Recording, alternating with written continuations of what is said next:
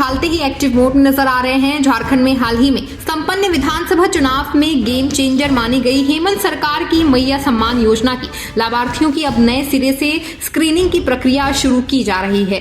सरकार के सामाजिक सुरक्षा विभाग के निर्देश पर उन लाभार्थियों की पहचान की जाएगी जो इस योजना का लाभ लेने की योग्य नहीं है। अगर अयोग्य लाभार्थियों ने इस योजना के तहत लाभ प्राप्त किया तो राशि की रिकवरी भी की जाएगी।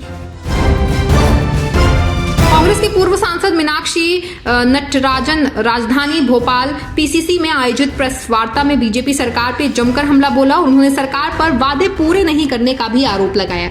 नटराजन ने कहा कि देश के विपक्ष को सिर्फ सत्ताधारी दल से नहीं लड़ना पड़ रहा है बल्कि संवैधानिक संस्थाओं से भी लड़ना पड़ रहा है। ये संस्थाएं सत्ताधारी दलों की टूल हो गई हैं। विपक्ष को इससे भी जूझना पड़ रहा है।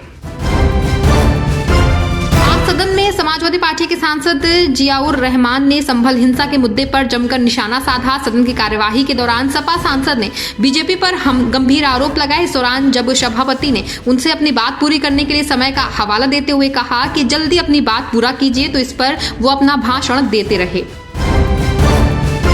बीजेपी नेता किरीट सोमैया ने उद्धव ठाकरे पर सवाल उठाते हुए कहा कि विधानसभा चुनाव में धर्म युद्ध का वोट जिहाद वोट के विरुद्ध विजय हुआ। हनुमान मंदिर के तोड़े जाने की बात पर उन्होंने अधिकारियों की गलती बताते हुए कहा कि कोई मंदिर तोड़ने का इरादा नहीं है और ना किसी को तोड़ने देंगे। वो खुद भी हनुमान जी के दर्शन के लिए जाएंगे।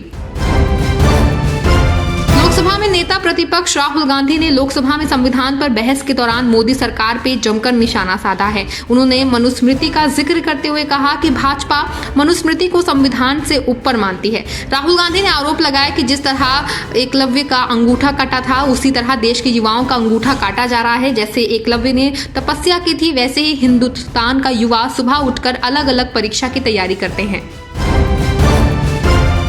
कुंभ की तैयारियां जोरों पर हैं। इसको लेकर नेता लगातार अपनी प्रतिक्रिया दे रहे हैं। वहीं इस बीच यूपी के उप मुख्यमंत्री केशव प्रसाद मौर्य ने प्रयागराज में कुंभ की तैयारियों को लेकर कहा कि वो कई कुंभ मेले के साक्षी हैं, लेकिन कुंभ 2025 को लेकर प्रधानमंत्री मोदी के मार्गदर्शन और योगी आदित्यनाथ की अगुवाई में जो तैयारियां चल रही हैं वो पहले कभी नहीं देखी गई।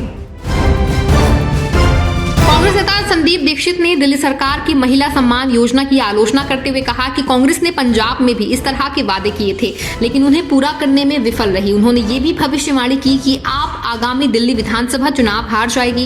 ये सुझाव देते हुए कि इस योजना की घोषणा हार के डर से की गई थी।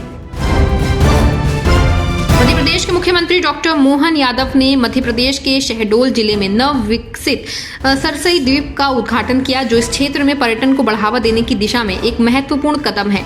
उद्घाटन के बाद मुख्यमंत्री ने नाव की सवारी की, शांत पानी की खोज की और एक प्रमुख पर्यटन स्थल के रूप में द्वीप की समीक्षा क्षमता पर प्रकाश डाला। उन्होंने कहा कि इस पहल का उद्देश्य स्थानीय लोगों को विकास के नए अवसर प्रदान करते हुए आगंतुकों को आकर्षित करना और पर्यावरण पर्यटन को बढ़ावा देना है।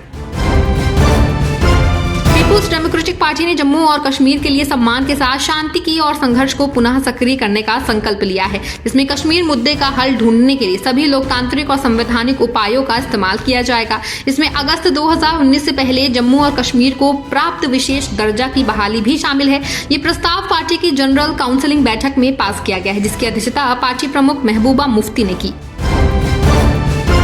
मध्य प्रदेश के सीहोर जिले में एक व्यवसायी और उनकी पत्नी के कथित तौर पर फांसी लगाकर आत्महत्या कर ली है। अब ये मामला तूल पकड़ता ही चला जा रहा है। वहीं इसी बीच आष्टा आत्महत्या करने वाले व्यापारी मनोज परमार के बच्चों से कांग्रेस नेता राहुल गांधी ने बात की है। राहुल गांधी ने मनोज परमार के बच्चों को सांत्वना दी और उन्हें न्याय दिलाने और उनसे मिलने आने का दिलाया भरोसा। मध्य प्रदेश कांग्रेस अध्यक्ष जीतू पटवारी ने बच्चों से फोन पर राहुल गांधी से बात करवाई।